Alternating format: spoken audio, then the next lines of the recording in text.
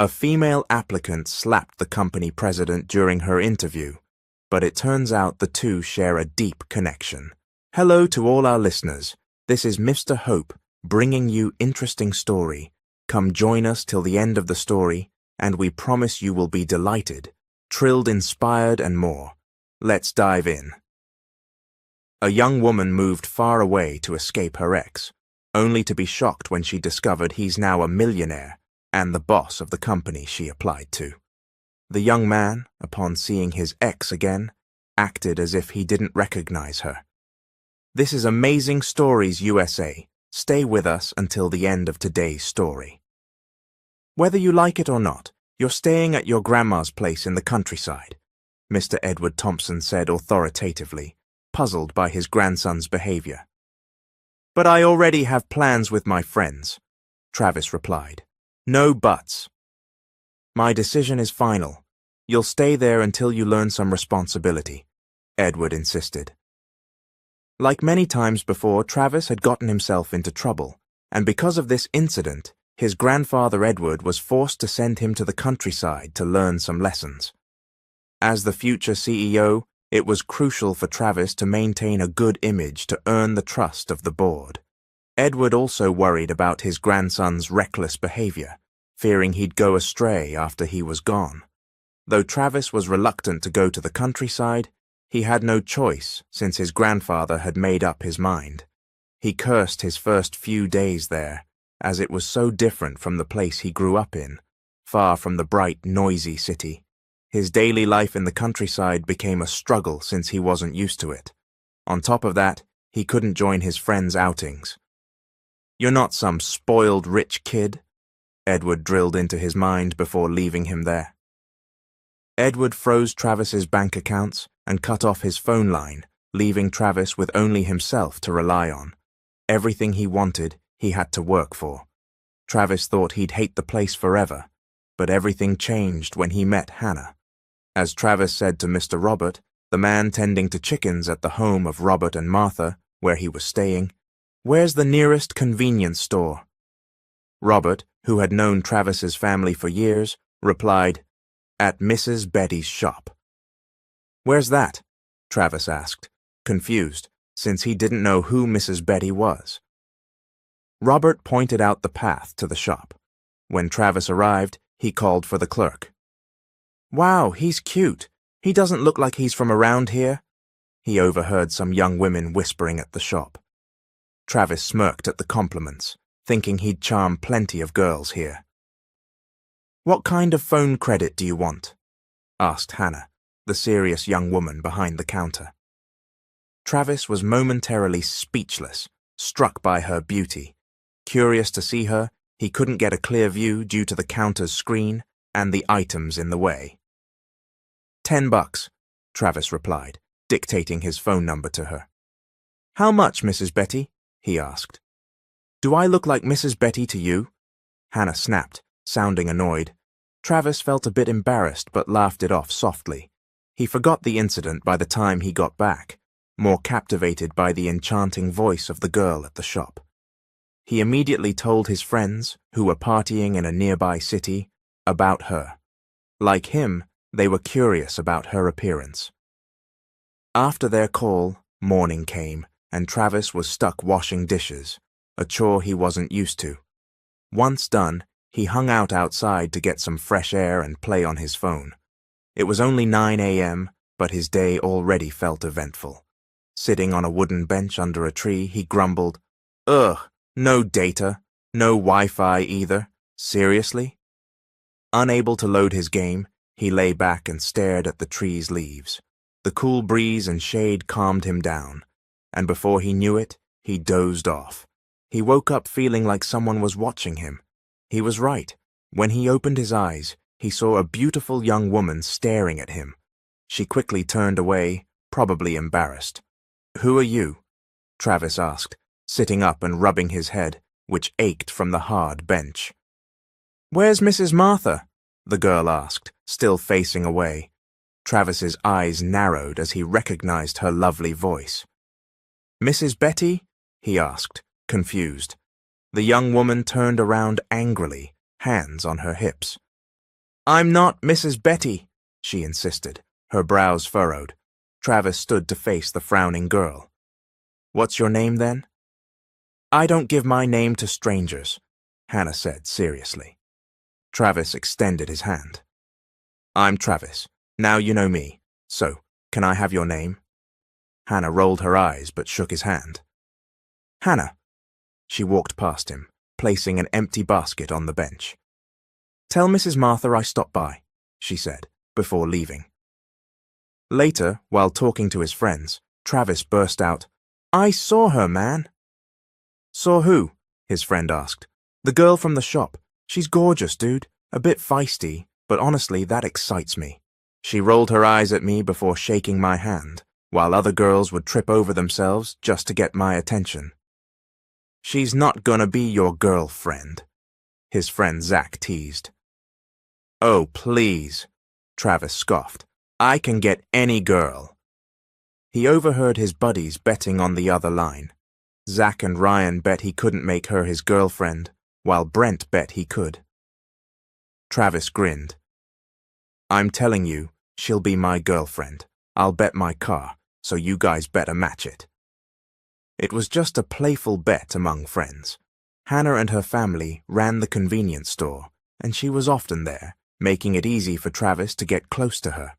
Whenever he wanted to see her, he'd just buy something. It helped that her shop was near Robert and Martha's place. One day, while helping at their mango orchard, Travis saw Hannah, who regularly picked up fruit from the couple. There he confessed his feelings to her. As days passed, they got to know each other better, and soon enough, Hannah fell for him. They're so pretty, Hannah said as they walked together, fresh from a trip to a nearby flower garden where Travis made her a bouquet. I didn't even arrange the flowers that well, Travis admitted. Oh, come on, it's beautiful. I'd appreciate anything from you, Hannah replied. They stopped in front of her house, and Travis leaned down to adjust a flower he'd tucked behind her ear. Meanwhile, Travis's friends showed up unexpectedly. What are you guys doing here? Travis asked, surprised. You haven't texted us in forever, Ryan replied. We thought you were gone, so we came to check on you, Zach added. Plus, we didn't want to miss out on free coffee. Travis laughed, pulling Hannah close. This is Hannah, my girlfriend, Zach whispered to Ryan. We lost, man. Hannah frowned. Lost what? Travis signaled his friends to keep quiet, but it was too late. Zach spilled. We bet whether Travis could make you his girlfriend. I lost my car to him. Brand new, too. Oh, is that not okay? Brent groaned. Zach, you idiot. You're stressing me out. Hannah turned to Travis, confused and scared. Is that true? Travis hesitated, knowing she needed the truth. I'm sorry, he started, but Hannah slapped him hard and walked away, saying, We need to talk. What's there to talk about? Travis asked. I heard everything. No explanation can change the fact that you and your friends made a game out of me, Hannah said, hurt. It's not true, Travis pleaded. Maybe when you and your buddies talk, you laugh about how I fell for you, she said, tears in her eyes. No, Hannah, everything I showed you was real, Travis insisted. Just leave, Travis. I don't want to see you anymore, she said, and that's where it all began. 5 years later, Sir, here are the profiles of the new applicants. HR has vetted them thoroughly. We just need your approval to hire them, the secretary said, handing a folder to Travis Mears, now the CEO. And here's my resignation, she added, placing it on his desk. Travis flipped through the folder, a compilation of resumes. Sir, have you seen anyone who could replace me? The secretary asked. Are you sure you want to resign? Travis asked. Yes, sir. My fiancée is moving abroad, and we're getting married. I have to go. If that's what makes you happy, then go. You've been with the company a long time. We've worked together for years, Travis said. The secretary clutched her chest dramatically. Don't tell me you've fallen for me, Mr. CEO. Travis laughed. No way. I just mean it's a shame to lose you. You were close to a promotion. I'm getting old, sir, she joked. What, are you 60? Travis teased. Just 32, sir. I've been working since college to support my family. Now it's time for my happiness. Travis nodded but paused when he noticed something odd in the resumes. What's wrong, sir? The secretary asked, seeing his frown. I said, you can resign. You're free to go, Travis said, grabbing a fountain pen. Don't worry, I'll give you a good separation package, he added, signing her resignation letter. The secretary frowned. Why the sudden change of heart after seeing the resumes?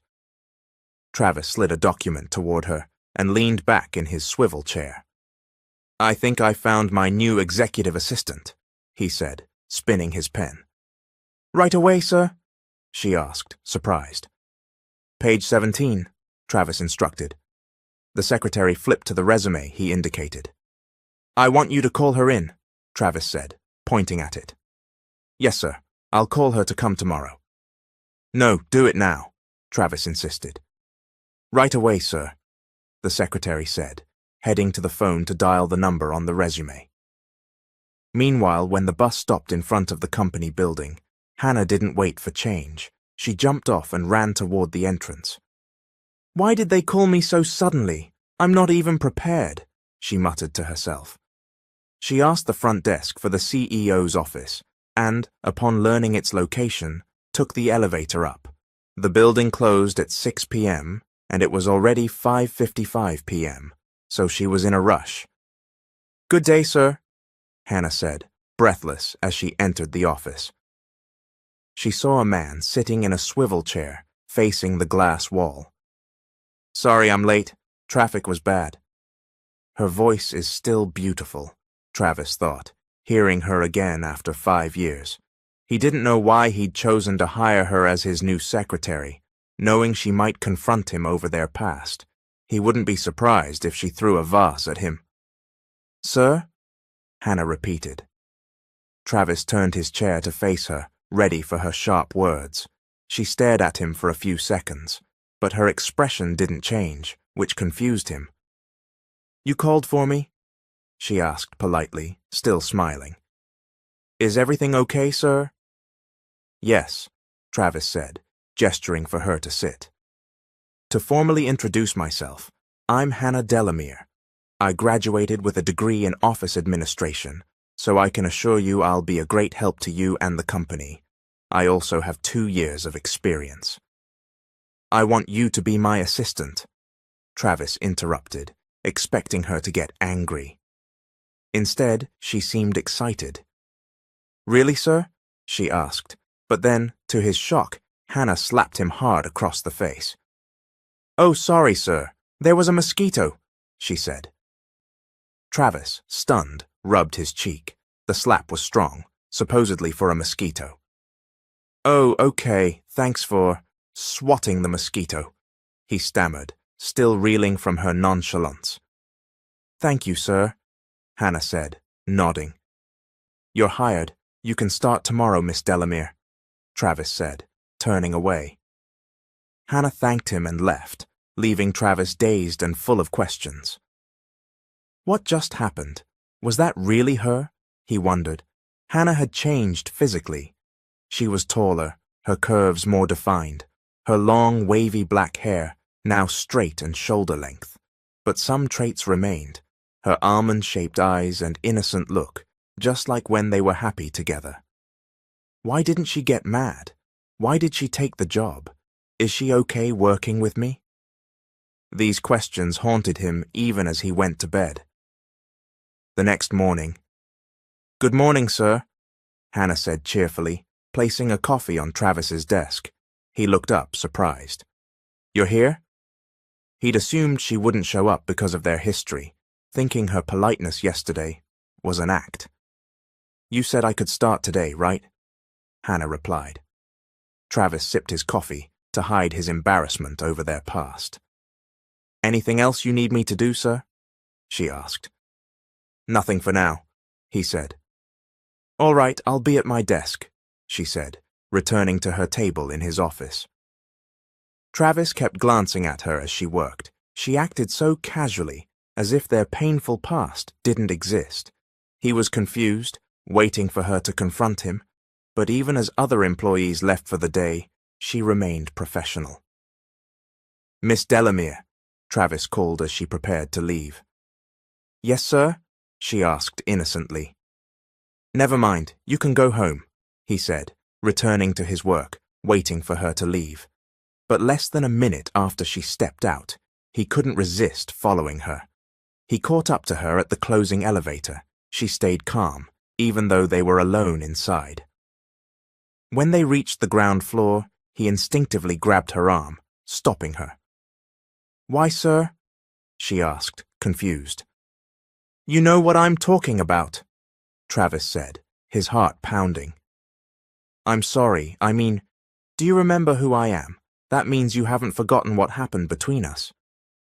Hannah's expression changed, and Travis braced for a slap. Yes, I remember everything. I still do. But don't worry, that's in the past. I've long moved on.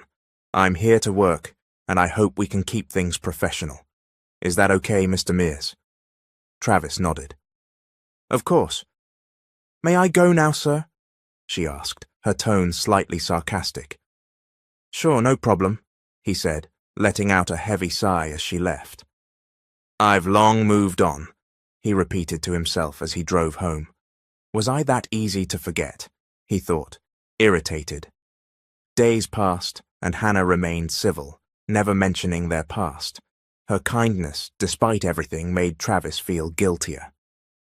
Sir, the board meeting is about to start, Hannah called.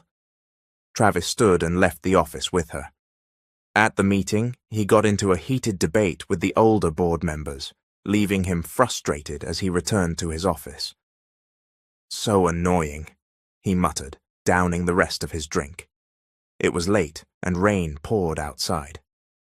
Sir, you're drunk, Hannah said, trying to stop him. I know they don't trust me, Travis said, turning to her. I'm the president of this company. Do you trust me, Miss Delamere? She didn't answer, so he gave a bitter laugh. Why would you? You think I played you? Hannah looked away, swallowing hard. I'm going home, she said. What do you really want, Hannah? Travis asked, exasperated. My work is done and my hours are over. I think I can leave, she replied, turning to go. But Travis grabbed her and kissed her. Stunned, Hannah didn't react at first, but then she pushed him away and slapped him hard. Travis thought she'd be furious, but she seemed almost amused, though her eyes were sad. Go ahead, hit me. Maybe it'll ease my guilt, he said, holding her hand. Tears fell as she pulled her hand away. Yes, I'm angry. I'm furious. I want to hurt you, say awful things. But will that lighten the weight I feel?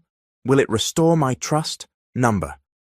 No matter what I do, I'll always fear you'll play me again, you and your friends. Travis watched her storm out, collapsing to the floor, tears streaming as guilt overwhelmed him. Seeing the pain in her eyes killed him. He'd made plenty of girls cry before, but with Hannah, it was different. 5 years had passed, yet he hadn't moved on. One day, Where's Miss Delamere? Travis asked another employee upon entering the office. She can't come in today, sir. She's got the flu and is in the hospital. I'll fill in as your assistant temporarily. Travis cancelled all his meetings and appointments, grabbed his coat, and rushed out. He called Brent, who worked at the hospital where Hannah might be. Confirming she was there, Travis hurried over. Where is she? He asked Brent. Room 407. How'd you know she was here? We'll talk later. I need to see her first, Travis said, worried. He passed several rooms before reaching 407. A woman he didn't recognize exited with a cute child whose face seemed familiar. How is she? Travis asked. The woman looked him up and down. I'm Travis Mears, Hannah's friend. She's resting inside, the woman said, seeming nervous. Don't you have somewhere to be? No, why? Travis asked. Can you watch her? I have deliveries scheduled and I can't cancel, or my customers will be upset. Is that okay? Oh, and this is her daughter, she said, nudging the child toward Travis. The girl grabbed his hand and tugged. Come on. Travis felt something stir but smiled. Sure, he said. The woman, Maurice, instructed, feed her when she wakes up and give her medicine. If she asks for me, say I'm back at the store. Take care of them, including this little girl. She patted the child's hair and left. Travis didn't know who the girl was or her role in Hannah's life. He and the child sat beside Hannah, who was sleeping soundly. Travis held her hand, savoring the moment, knowing he couldn't do this when she was awake. Then he noticed the child staring at him. Why are you holding my mommy's hand? The 5-year-old asked innocently. Travis quickly let go. I was just worried about my friend, he said, but his mind raced. She called Hannah Mommy. Does that mean she's married? But we just broke up. How old is this kid? He stared at the girl, her eyes and lips eerily familiar. Tell me, is she really your mommy? He asked, pointing at Hannah. The girl frowned. Yes, I'm Lisa. Isn't it obvious? We look alike. Travis chuckled, charmed, and gently pinched her cheek. All right, I believe you, but shh, so we don't wake your mommy, he said softly. The girl nodded and played quietly on the sofa. Travis stepped out to talk to Brent, who was confused. So, what happened? How'd you know she was here? Brent asked. She's my executive assistant, Travis said. What? She makes your coffee and works with you daily? Brent asked, shocked. Yes, Travis nodded. Lucky you're still alive. If it were me, you'd be in the hospital, or the morgue, poisoned by her coffee, Brent joked. She's not like that, but it makes me feel guiltier, Travis said. What do you want? For her to poison you or get revenge? Brent asked. No, it's just harder this way. She acts like our past means nothing, but I know she's hurting. It kills me that she can forget our time together so easily. It eats at me every day, reminding me how I hurt someone like her. Travis confessed. Do you still love her? Or did you ever really love her? Brent asked. Of course I did, man. It wasn't just about the bet. At first it was a game, typical fun when we were bored, but as our relationship grew and I got to know her, I didn't realize I was falling for her. Sadly, she won't believe me now, and I don't blame her, Travis said. So, what's your plan? Do you want to win her back? I can tell you still love her. You wouldn't be here if it was just guilt, Brent said.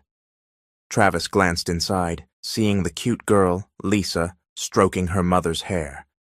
He smiled. I want to win her back, especially now that there's more reason to. I don't have a solid plan yet, but I'll go with the flow, he said, returning to sit by Hannah. When Hannah woke, Travis asked, How are you feeling? She looked nervous, glancing at Lisa on her left and Travis on her right. She stroked Lisa's hair but didn't speak to her yet. I heard from my staff you were in the hospital. I spoke to your friend, and she asked me to watch you and Lisa, Travis said, nodding at the girl. You don't need to. Go back to the office, sir, Hannah said, acting strangely. No, I want to be here. I want to take care of you. I cancelled all my schedules, Travis insisted. Why are you doing this? I'm just your assistant. Is this another dare? She asked, eyeing him suspiciously. Brent nearby said, Of course not, I swear. Hannah noticed Lisa watching, her eyes darting between them. She calmed herself, not wanting her daughter to see her argue. Thank you, but go home, she said coldly. I'm not leaving, Travis said, offering her a spoonful of soup. Eat so you can take your medicine. Hannah snatched the bowl. I can eat myself. Mommy, let me help, Lisa said. Travis and Hannah glanced at the girl's innocent smile. I know you're mad, but let me take care of you and Lisa, Travis said. Mommy, he's nice. I saw him holding your hand earlier, Lisa blurted, exposing Travis. Hannah frowned. Why were you holding my hand, sir? She asked sarcastically. What, to ease your guilt? I'll get you something to drink. Looks like Brent forgot, Travis said, leaving to buy water, instructing Lisa to help her mum. When he returned, Lisa was asleep on the sofa, and Hannah was on the phone, smiling happily, unlike when she faced him. Have you eaten, baby? Travis's jaw clenched. Baby? Is that her boyfriend or husband? He thought. Okay, bye for now. Take care, Hannah said, ending the call. Travis took a deep breath, his heart stinging, but hid it as he entered. Her expression turned cold. What are you still doing here? I told you, I got water, he said, placing 3 bottles on the table. Take your medicine. She grabbed a bottle and swallowed her pills. Who was on the phone? He asked, unable to hold back. None of your business, Mr. Mears, she snapped. Fine, Travis said, standing. I'm stepping out to talk to your doctor. I'll be back. He almost leaned to kiss her forehead, as he used to when she was sick, but stopped himself. I'm sorry, he said, leaving to meet the doctor before returning. Hannah was asleep again. Travis sat, watching her, and dozed off while keeping vigil. He woke when Hannah's phone rang. Baby number 2 calling, the screen read. Baby number 2? Corny. Why number 2? Does she have multiple guys? Did I hurt her so badly she became like this? He thought. He didn't want to pry, but when baby number 2 called again, jealousy got the better of him, and he answered. Hello? A young boy's voice came through. Travis froze, staring at Hannah. Mommy, are you still there? The boy asked. Travis's hands shook, hearing the child call her Mommy. He was about to speak when Hannah stirred, so he quickly hung up. His mind raced with questions. What if she's married? There's baby number 1 and number 2. He cursed inwardly, working on his laptop to distract himself while waiting for her to wake. Want something to eat? Travis asked when she stirred. Just water, she said. He handed her a bottle. I spoke to your doctor. You can be discharged tomorrow. Okay, I'll order dinner for us, he said. Us? Hannah asked. Yes, we're eating together, including Lisa. You can't stop me. He ordered food and sat on the couch.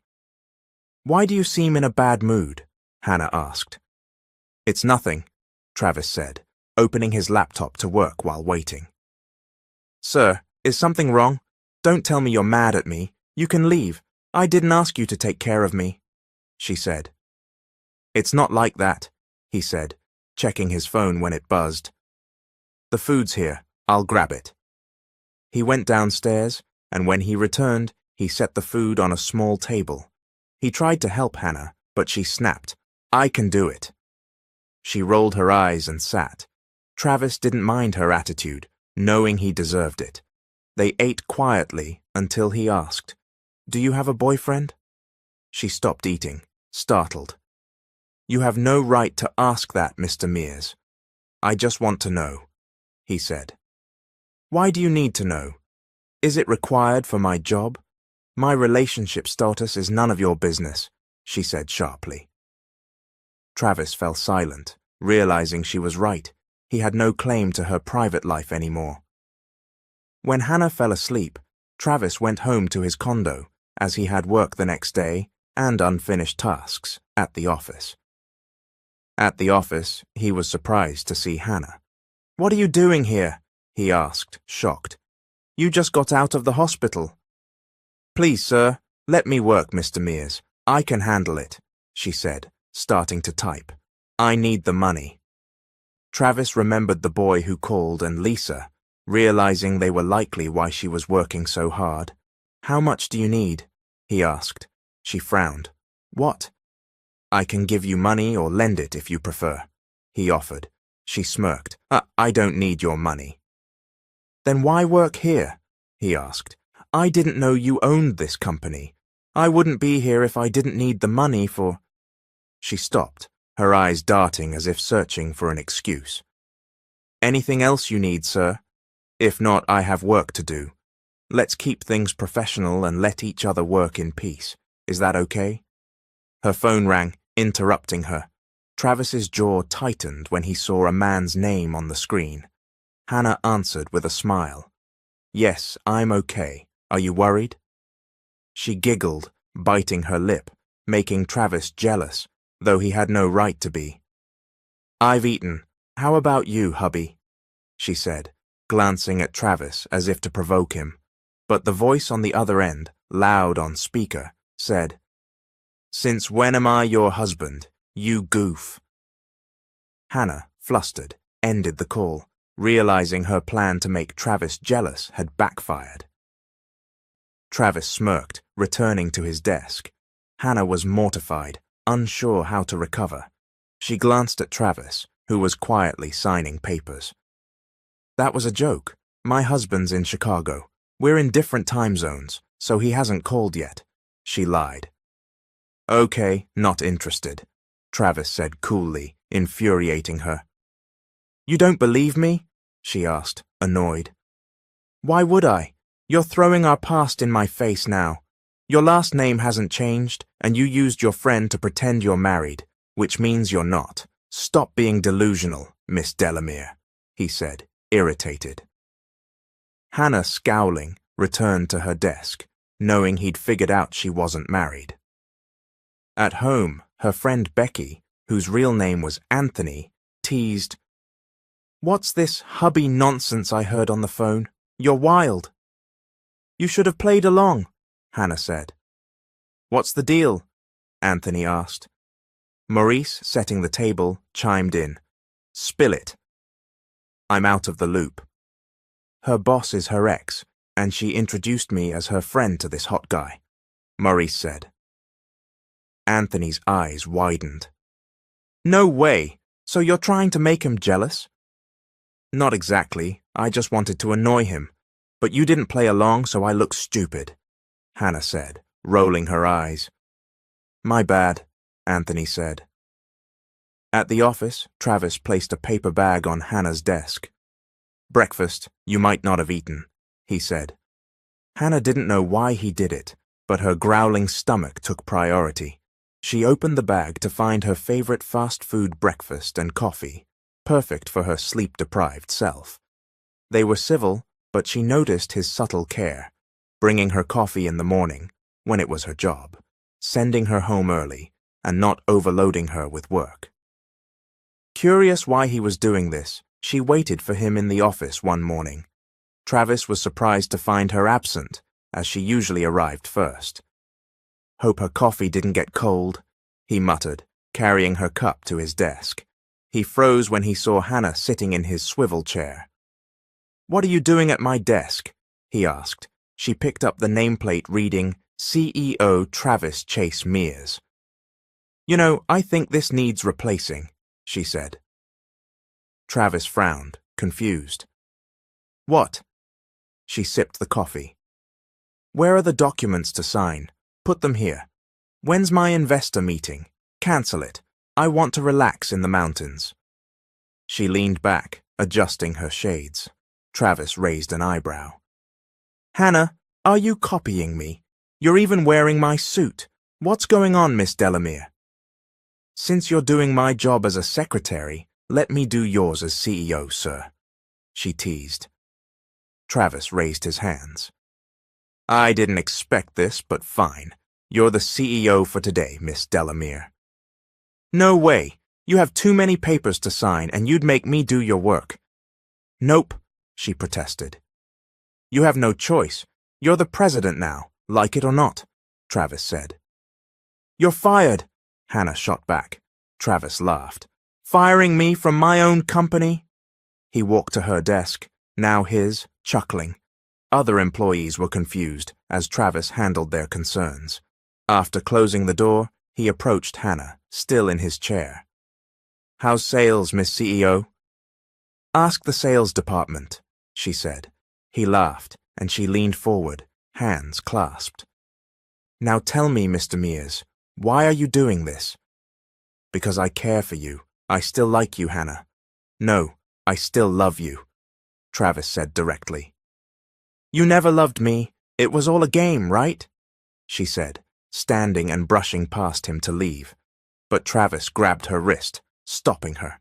She turned, seeing tears in his eyes. I loved you, Hannah. If I pretended anything, it was to my friends, acting like I was just playing you when I was already deeply in love. She frowned. You lied then, so why should I believe you now? Because it's the truth. I tried to forget you over the years, but I couldn't, he said, caressing her face. What did you do to make me feel this way? Hannah pulled his hand away and looked at him firmly. We've been done for a long time, she said, leaving. She didn't care that it wasn't quitting time, she just needed to get away. It was Saturday, so no work. Her friends were busy, so she shopped for household needs alone. So, your son and daughter like yogurt, right? A familiar voice said. Hannah froze. Are you stalking me, Mr. Mears? I visited my friend's new coffee shop branch nearby. On my way home, I saw you. I needed stuff for my condo, so I came here, Travis explained. Hannah raised an eyebrow. Sure. She turned her cart to leave, but he spoke again. Why didn't you tell me about them? It's none of your business. Why should I tell you? She snapped, irritated, as he grabbed her arm. Let's eat, he pleaded. Are they why you chose to work for me? Hannah gave a sarcastic smile. She didn't know how he convinced her to eat with him, maybe hunger, as it was past lunch. At the hospital, I met Lisa, and someone called you. I answered, he admitted. You went through my phone? Not on purpose. I ignored it at first, but he called again, so I answered, thinking it was your boyfriend. But it was a little boy, Lisa's brother, right? Hannah nodded, looking down, knowing denial was pointless. Yes, he's her brother, my son. Why didn't you tell me? Why should I? Is it required for work? Do I need to list my pets too? She retorted. That's not what I mean. I was kidding, Travis said. Where's their father? We're not together anymore, she said curtly. What do you mean? We met in college. I thought he was the one, but it didn't work out. She looked at him. He left me too. I'm sorry, Travis said, wanting to be angry at the man who abandoned her, but knowing he had no right, as he'd hurt her too. You don't have to apologize. It's fine now. Not everything we want works out. Plans change. What matters is my kids and I are happy. He hurt me, but he loved me too. We had good times, even if it ended badly. I'm grateful for my beautiful, kind kids because of him, Hannah said. What's his name? Ryder. We call him Rye. He and Lisa are my treasures. How are you and their father now? We're on good terms, she said. Good. Sorry to ask, but do you plan to get back together? You should be an investigator, not a CEO, Mr. Mears, she teased, laughing. You're not together anymore, right? I guess, she said. So, I can court you, right? He asked boldly. Court me? She asked, incredulous. Yes, you're single, right? Single mum, she emphasized. I told you, I still love you, and I'll pursue you, even with kids. Hannah smiled but shook her head, thinking he was joking. But after that lunch, it wasn't just coffee greeting her at work. There were gifts, not typical ones like flowers or jewelry, but 3, one for her and one for each of her kids. At home, her son Rye said, Mommy, another toy? Lisa was equally excited, used to their mom bringing home gifted toys for 2 weeks. Yes, babies, Hannah said, handing them a large paper bag. The kids sat on the floor, eagerly opening it. Wow, a train set, Rye exclaimed. Another Barbie doll, Lisa squealed. Hannah smiled, seeing their joy. If this was her boss's courtship strategy, he was doing great. One day, Travis got stuck in traffic on his way to work and took a detour, passing a daycare where a crowd had gathered. Curious, he got out. "What happened?" he asked. A teacher replied, "A boy ran across the street and was hit by a van." Travis saw an unconscious, bloodied boy. "Has anyone called an ambulance?" he asked. "Take him to the hospital. We're running out of time." He carried the boy to his car, joined by 2 teachers, and rushed to the nearest hospital. Travis didn't know why he was so nervous for a stranger. "Have you contacted his mom?" a teacher asked her colleague. "Yes, I told her we're on the way to the hospital. She's coming." At the hospital, doctors and nurses assisted them. Travis sat in the waiting area with the teachers. He didn't know why he prioritized this over an important morning meeting. He called his secretary to reschedule, saying, "Something came up. I can't come in. Handle things for now." He froze when he saw Hannah. Their eyes met, and though she was shocked to see him, her focus shifted. "How's my son?" she asked the teacher, tears streaming. "He's with the doctors. I'm scared something will happen to him." "Calm down, Mommy. Everything will be okay. We'll pray for him," the teacher said. A nurse approached. "Are you with the patient?" "I'm his mum," Hannah said. "He needs blood. Who here is AB negative?" Hannah didn't respond. "Anyone?" the nurse repeated. "I'm AB," Travis said.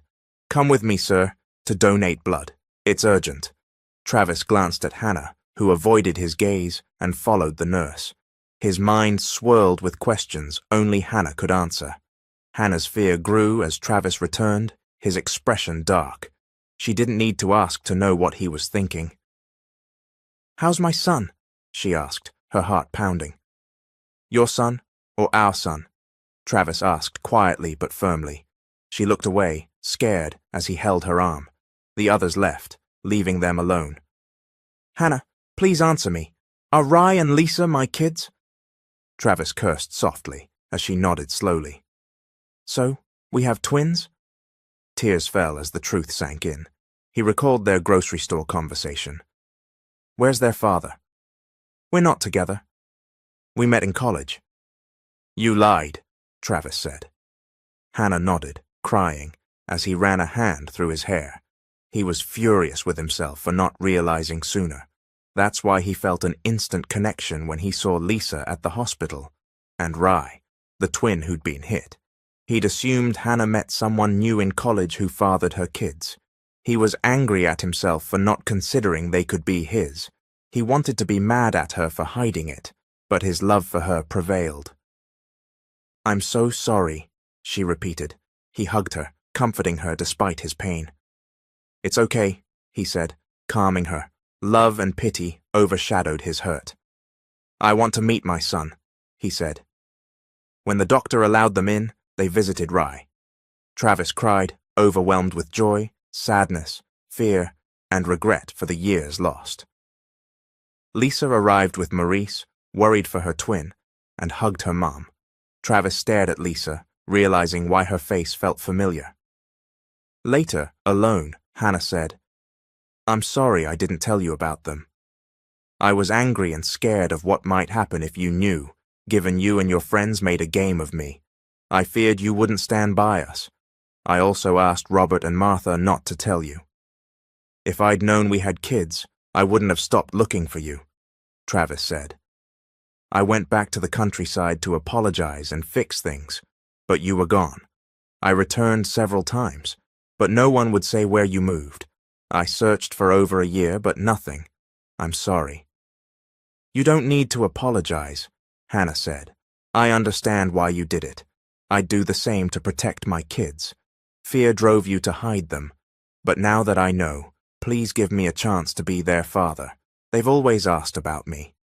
Tears fell as he wiped hers away, smiling as he looked at their sleeping kids. "We look alike," he said, noticing their resemblance. "That's why I avoided details about Rye when you asked. He looks like you, while Lisa looks like me. I wasn't too worried about her, but Rye's your spitting image.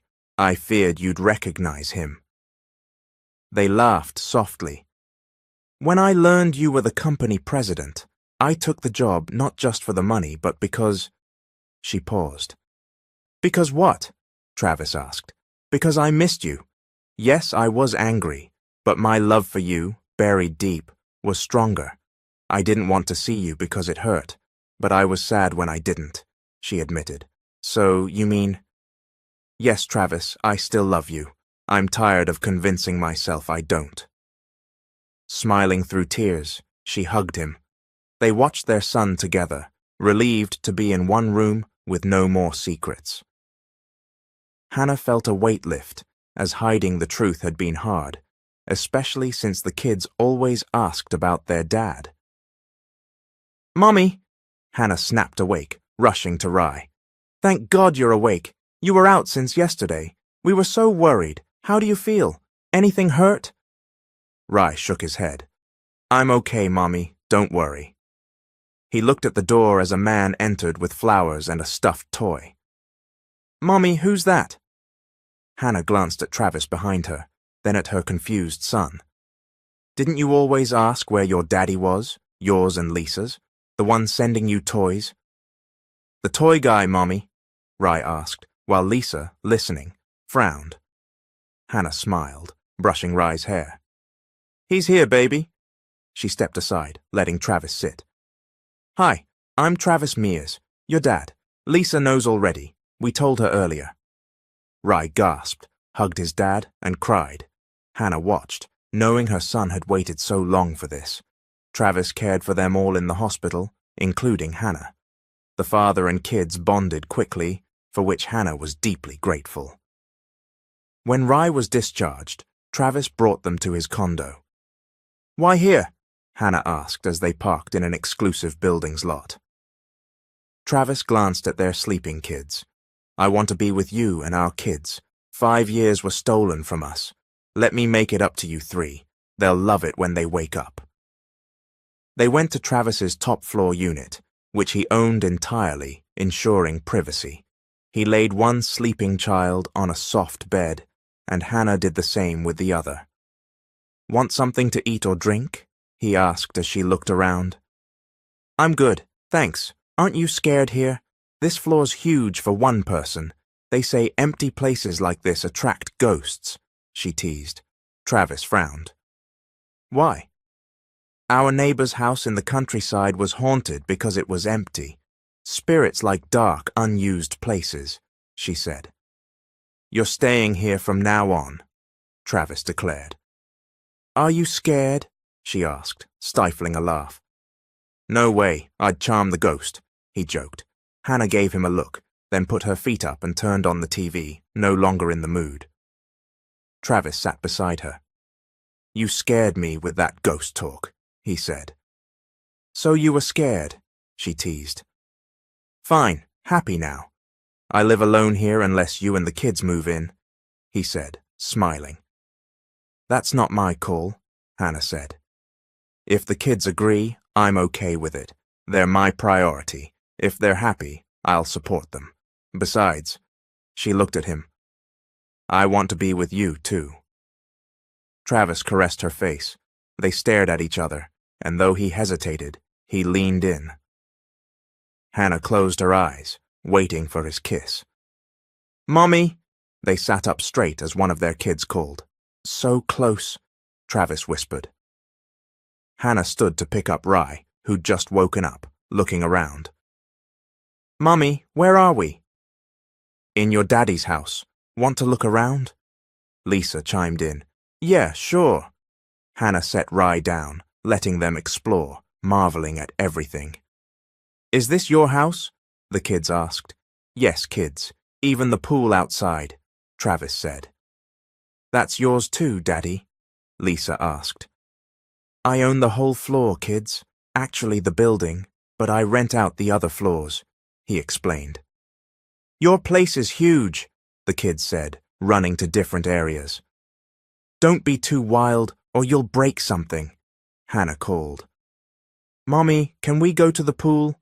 Rye asked. Of course, Travis said, taking them outside. The kids loved the beautiful space. Hannah sat on the living room sofa, watching her kids and their dad by the pool through the glass wall. Travis showed them their rooms. "Mommy, look, I have so many toys," Rai said, pointing to a play area designed by an interior decorator. "What do you say to Daddy?" The kids ran to Travis, who lifted them in each arm. "Thank you, Daddy," they said. "You're welcome," he replied.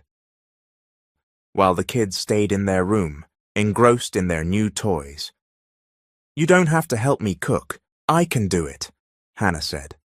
Travis hugged her from behind. "I want to help. You know I'm no chef," he teased. "Moral support, babe," he added. She laughed softly. The next morning, Hannah woke to the door opening. Her kids, in pajamas, walked in, Lisa holding a white rose. They handed it to her. "Oh, you two are so sweet," she said, touching their faces. "Good morning, Mommy. Daddy says I love you," Lisa whispered, giggling. Hannah ruffled her hair, amused, and did her morning routine before joining Travis, who was setting the table. "Breakfast is ready," he called. The food was simple but plated like a fancy hotel meal. "You made all this?" Hannah asked. "Yes, babe. I watched tutorials last night," he said. She smiled, knowing he'd stayed up late and woken early. "You're good at cooking," she said. "I can't court you and serve just fried eggs," he joked, pulling out her chair. "Court? You're courting me?" she asked, surprised. "I asked our kids. They're okay with it. You said you'd support what makes them happy," he said. Hannah speared a hot dog with her fork and bit it. "You can court me, as the kids want, but that doesn't mean I'll be your girlfriend right away." "Who said I'm courting you to be my girlfriend? I'm courting you to be my wife, Hannah. I'll do it every day if I have to," he said tenderly. She sipped water to hide her blush. "Let's eat," she said, quickly finishing her hot dog. Travis took great care of them during breakfast, serving food and drinks, making sure they ate enough. Hannah smiled, watching him. Honestly, he didn't need to court her. She knew they still had feelings. Travis was determined, showing her daily how much he loved her. He took a week off work, so they had plenty of time together. At the mall for groceries, Travis pushed a cart with the kids while Hannah browsed behind. Despite mild cramps, knowing Travis and the kids would buy unnecessary things. She craved brownies and grabbed some, then caught up to them, finding them grabbing all the yogurt. "What's this? Why are you taking everything?" she asked. "It's their favorite," Travis said. "I know, but you don't need all of it," she said, putting most back, leaving 2 packs. "Two's enough." "But Mommy, I want banana too. You got strawberry and grape," Rai said, looking sad. "Next time, okay?" she said. "Let them have it. It's rare," Travis said. "Don't spoil them, or they'll expect it, like what Grandma did to me," she teased. "So he can find a mom like you," Travis said, grinning. "Such a joker. I love you," he said playfully. "Learn to budget first," she laughed. Travis pushed the cart, and they shopped more. Hannah watched, realizing Rai got his impulsive buying from Travis. Their cart was full, leaving the store, and they had it sent to the car while they ate. "Happy?" Travis asked the kids, who nodded with big smiles. Travis picked up their order, and they ate before heading to the arcade. They spent the whole day out, so the kids were exhausted and slept through dinner. "They were so happy today," Hannah said, sitting by the kids' bed, watching them sleep. "That's all I want, to make you happy," Travis said. "Thank you for taking care of us," she said, hugging him. Parents want their kids happy, and she was no different. They stocked the fridge together, then had snacks at the dining table, chatting about everything, catching up on 5 lost years. "Where are we going?" Hannah asked as Travis drove. He'd taken a week off to spend with them, to Grandpa's. I want to introduce you all, he said. We have a grandpa? Rai asked. Yes, of course, Hannah said. Mommy, we have a grandpa, Lisa said, excited. The kids' parents had split when Hannah was young, so they'd never known a grandfather. They were thrilled to meet one. He's in Colorado now, so that's where we're going, Travis said. The trip was smooth, and they were greeted by household staff at Edward's estate. The staff were surprised Travis brought company but didn't pry. Where's Grandpa? Travis asked a staff member taking their bags. In the garden, sir. Travis put an arm around Hannah's waist and led them inside. They found Edward in a wheelchair, resting. Grandpa, Travis called. Edward turned, a joyful smile spreading as he saw them. Travis had told him about their kids. He knew Hannah too, as Travis often spoke of her. Come here, grandkids, Edward said, opening his arms. Rai and Lisa ran to hug him. He was thrilled to meet his grandchildren. Travis and Hannah approached, greeting him respectfully. Welcome to the family, dear, Edward said to Hannah.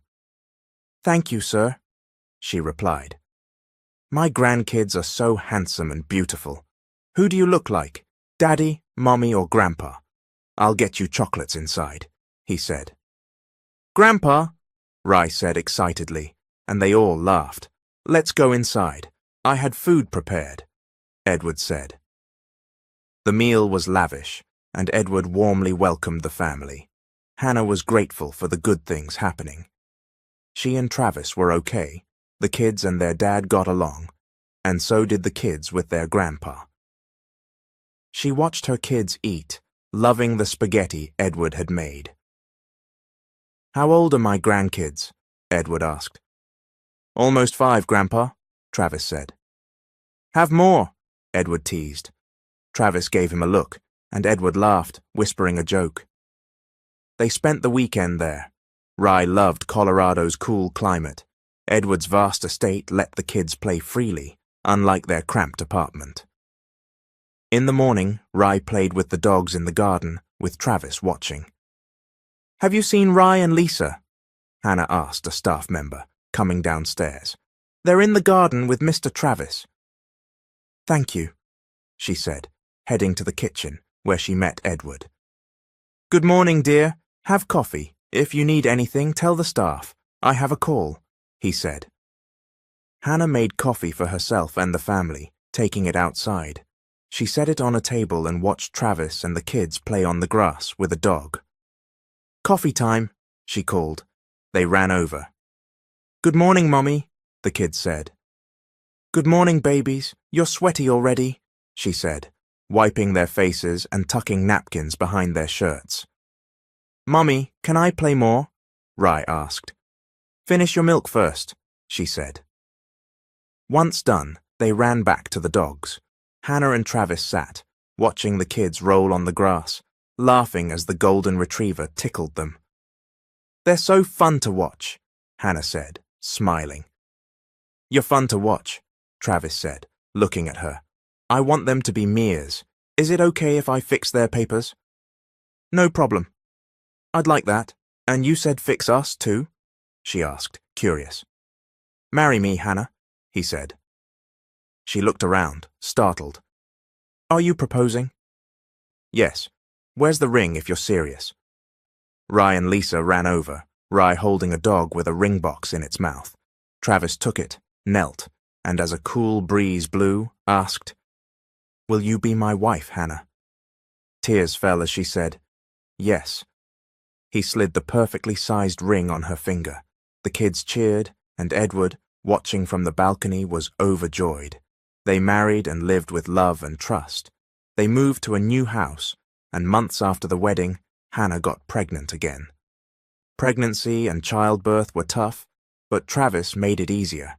Her heart was full with her family. That's mine, a girl said. No, I grabbed it first. Travis approached his twin daughters, arguing over a toy in a department store. They were shopping for the upcoming school year. What's going on? Why are you fighting? he asked. She took my doll, Lisa said. You were too slow, Chloe, their new daughter, said. Enough, you're sisters. No fighting, Travis said. Chloe, let's find another. He picked up a different doll. This suits you better. It's smaller, like you. No, Daddy, I don't want that, Chloe said, sniffling, about to cry. She's so dramatic, Lisa said. Travis struggled to calm them and mediate. Hannah stood nearby with Rye, watching. They're so dramatic, Rye said, excelling in school and always competitive like his parents. Let's shop for your other school needs, Hannah said, letting Travis handle the girls, knowing he needed to learn how hard parenting was, especially since he wanted another kid. Those girls gave me a headache, Travis said, slumping into the driver's seat. The girls, now reconciled, played with their dolls in the back. Rye was in the rear, on his iPad. They're fine now, but they'll fight again later, Hannah said. I should have bought the whole store to keep Chloe quiet, Travis joked. If you'd kept crying, Chloe, we'd have more toys, Lisa teased. Chloe wailed, and Travis rubbed his temples, stressed. Want another kid? Hannah teased. 3's enough, he laughed. At home, the girls played, and Rye went upstairs to organize his school supplies. Hannah set out take-out chicken and donuts. She called the kids to eat, as they'd skipped dining out due to crowds. Daddy, Chloe called as Travis came downstairs. He smiled and sat. Hannah dried his hair with a towel. Thanks, babe, he said softly. They snacked, then resumed their tasks. That night, Travis had a surprise. It's so dark, Chloe complained. What are we doing, Daddy? Lisa asked. Just wait, Ray said. Travis turned on lights with a remote, revealing a balcony decorated with tiny lights, an inflatable pool with pillows and stuffed toys, big enough for all 4. On the other side was a white wall for a projector. Food and drinks were set out. The kids ran to explore, thrilled by their dad's surprise. I thought it'd be a normal movie marathon, Hannah said. You're all special, so I made it extra, Travis said, kissing her forehead and helping the kids into the pool. They wore matching pajamas, eating candies and chocolates. Travis held Hannah's hand as they watched an animated movie. That's me, Chloe said, pointing at a character. No, that's me, Lisa argued.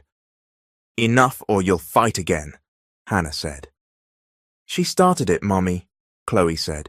You're both wrong. Say sorry, Hannah said. The girls hugged. You look better when you get along. You're sisters, so share, she advised. Why are you laughing? She asked Travis, who chuckled. You remind me of them, wife. Their feistiness, their refusal to lose. It's you, he said. Ouch, she said, elbowing him after recalling when she slapped him during her interview, claiming a mosquito. I love you, he whispered. They watched, eating, but the kids fell asleep before the second movie. Hannah stayed awake, resting with the kids asleep and Travis on her lap. She looked at the starry sky, grateful to God for his guidance and blessings. She gazed at her sleeping kids, then her husband. Travis woke as a tear hit his face. Why are you crying? He asked. I'm glad we tried again, she said, crying. He wiped her tears. I love you, she said. I love you more, you and our kids, he said, kissing her forehead. I love you all. Hannah closed her eyes, leaning on his chest, thankful she'd been brave. Fear and doubt were normal, and trusting again was scary, but trying was what mattered. It was frightening to try again, but at least she had no regrets, knowing she gave it her all. Her father was her first heartbreak, but God gave her a man who loved her as much as she loved him. Their story wasn't perfect, but one thing was certain. Readers would close the book with a smile. I changed my mind, babe, Hannah said, looking at her husband. About what? I want another baby, he said playfully. I thought 3 was enough, she teased. Maybe one more boy, he said. What if it's another feisty girl like me? She asked. He laughed. We'll keep trying until I get a boy. Ow, she said, smacking him. You think childbirth's easy? He hugged her. Just kidding, babe, he said, nuzzling her shoulder. But if it happens, Grandpa will be thrilled. How is he? She asked, leaning on him. The cool air was warmed by their closeness. He's good. We'll visit this weekend, then head to the countryside for a week's vacation before school starts, so the kids can see Grandma Betty, he said. Sounds good, she said, and they hugged, watching their 3 sleeping kids. Hannah and Travis were content with their life now, wanting for nothing more. They thanked God for granting their past wishes beyond measure. So, let's never tire of praying for what we want in life. Thank you to all our loyal listeners, and a shout out to everyone who keeps tuning in. Thanks for listening, and God bless everyone.